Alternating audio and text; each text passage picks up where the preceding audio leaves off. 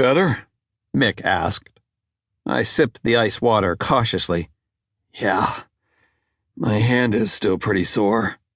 I flexed my fingers. The white scars, reminders of a previous battle, ached twice as much as normal thanks to the pounding I'd given the mimic. And my head is killing me. Again.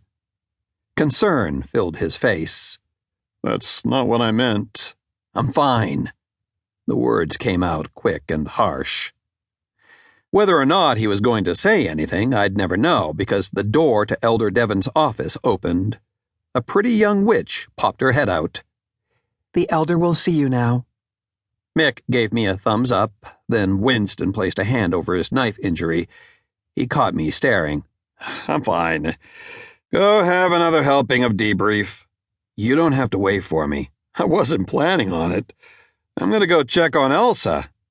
I chuckled, grateful for something light to focus on rather than the skill hangover eating my insides.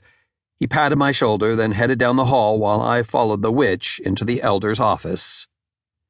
For a man of Devon's lofty position, his chambers were smaller than I expected. One of only 13 elders, he was a member of the elite echelon of the Delwinn Council that governed the skilled.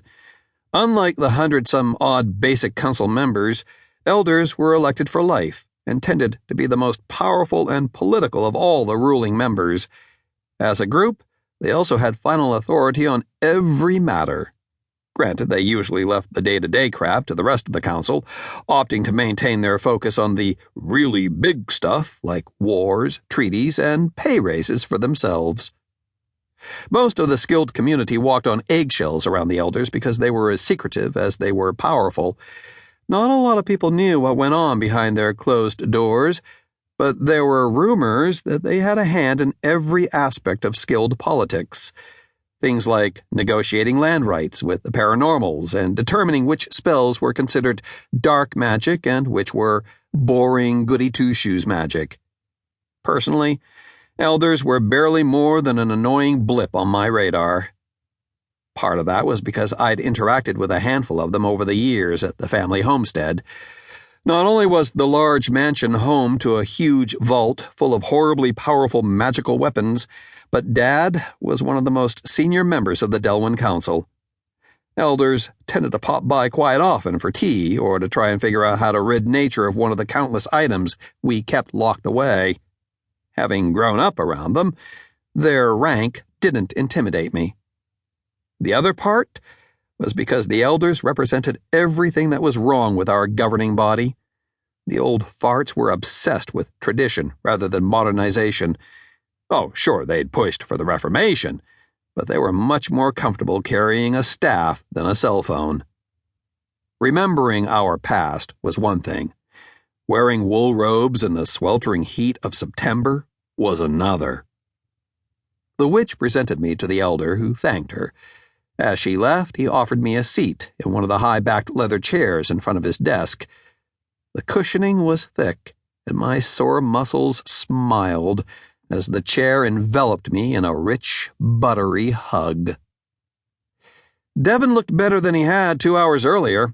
His beard was combed back into its normal silky gray, and his eyebrows were teased into submission. He still favored his bad arm, but he didn't wince like before. The bruising under his left eye was a pale yellow, rather than the deep purple normally associated with getting your ass kicked by a paranormal thug. I knew for a fact that Mick was the only healer still around, but he'd been so busy with the other injured, including me, that he couldn't have tended to the elder. The old man had fixed his own wounds and done so like a pro. It made me only slightly nervous to be in the presence of someone so powerful they had mastered both the healing and summoning branches of training, and those were just the ones I knew about. "Thank you for seeing me, Marcus," Devon said with a polite smile. "Especially considering the kind of day you've had." I shrugged, fighting the exhaustion that threatened to lull me to sleep right there. "I've had worse." Devon's beard twitched slightly. "So